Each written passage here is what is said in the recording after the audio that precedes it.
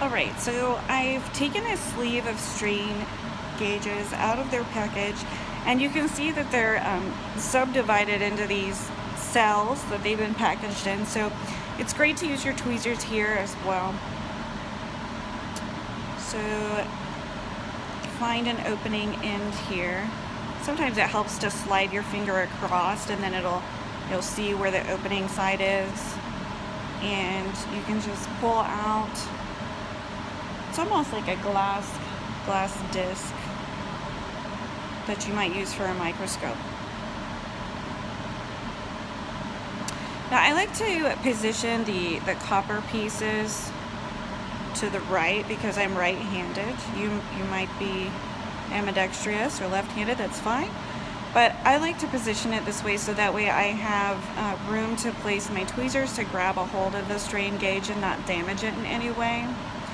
So that's a little tidbit that you'll learn later on after you've done this a few times. Okay, so again, it opens like a butterfly here. So you're going to stretch it open and then grab the strain gauge lightly, trying not to disturb any of the pieces of the strain gauge. Now before you do this, you do want to make sure that you're using a surface that is clean. So that glass tray I've been working on the entire time, if you got any spills on it, or when you were trying to clean your beam, if you got something on it, you can just flip the glass piece of glass over and it should be fairly clean. Not a super big deal if it's not.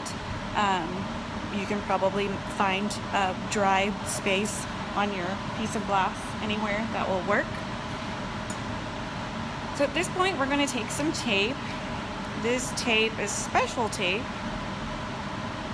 because when we stick it to our beam, it will not leave any residue or adhesive.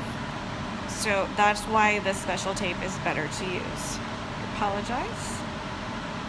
Hopefully you guys didn't see that on your end. Now I would get about a 3 to 4 inch piece of tape. If you have long nails like me or big clumsy fingers, then sometimes the longer the piece, the easier it is to work with.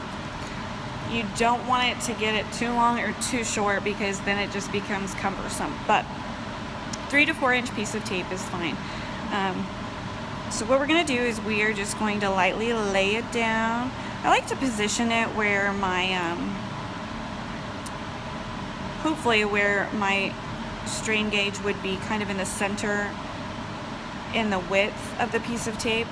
I'm going to take an index finger or any one of your fingers and you just kind of flatten it down across the strain gauge because we're hoping that the tape is going to pick it up for us.